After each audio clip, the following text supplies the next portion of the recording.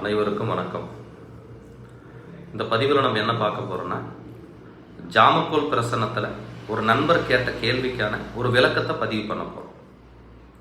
இப்போ ஜாமக்கோல் பிரசன்னம் அப்படிங்கிறதுல உதயம் அப்படிங்கிற ஒரு வார்த்தை இருக்குது. பிறப்பு ஜாதகத்துக்கு எப்படி லக்னம் முக்கியமோ அந்த மாதிரி ஜாமக்கோல் பிரசன்னத்தில் ஒருத்தர் கேள்வி கேட்ட நேரத்துக்கு உள்ள லக்னத்துக்கு பேர் தான் உதயம்.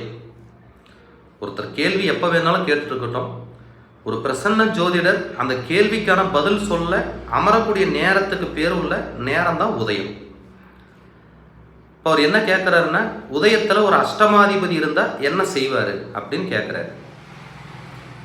இந்த உதயம் அப்படிங்கிறது ஒரு கேள்வியாளருடைய நிலையை குறிக்கும்.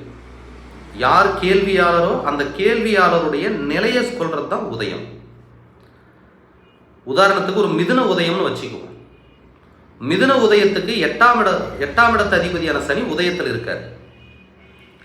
ஒரு மிதுன உதயம், உதயத்துக்கு 8, 9க்கு அதிபதியான சனி ஒரு ஜாம கிரகமாயி உதயத்துக்கு வெளியில் நிற்கிறார். அப்ப இந்த உதயத்துக்கு அஷ்டமாதிபதி 9ஆம் அதிபதியான சனி உதயத்தில் ஜாம கிரகமாக நிற்கும் போது 3 விஷயமான கேள்வியை கண்டிப்பாக அவர் கேட்கலாம். ஒன்று, ஒரு காணாமல் போன பொருளை பற்றியோ அல்லது காணாமல் போன நபரை பற்றியோ அவர் கண்டிப்பாக கேட்கலாம். அல்லது அந்த சனியே வேலைக்காட்களுக்கு காரக கிரகமாக இருப்பதனால அந்த வேலையாட்கள் சம்பந்தப்பட்ட ஒரு பிரச்சனையை பற்றி அவர் கேட்க வரலாம்.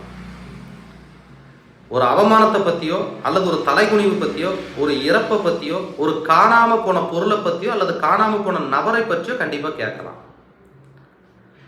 அந்த சனி வேலையாட்களுக்கும் காரக கிரகமாக இருக்குது. ஒரு வேலையாட்களால் ஏற்படக்கூடிய பிரச்சனை பற்றி கூட அவர் கேட்க வரலாம்.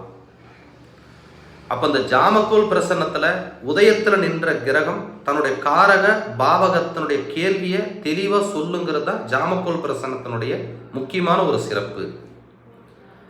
இப்போ ஜாமக்கோல் பிரசன்னம் சம்பந்தப்பட்ட ஏதேனும் கேள்வி இருந்தால் என்னுடைய வாட்ஸ்அப் நம்பருக்கு பதிவு பண்ணி உங்கள் கேள்வியை கட்டாயம் கேட்கலாம். நன்றி, வணக்கம்.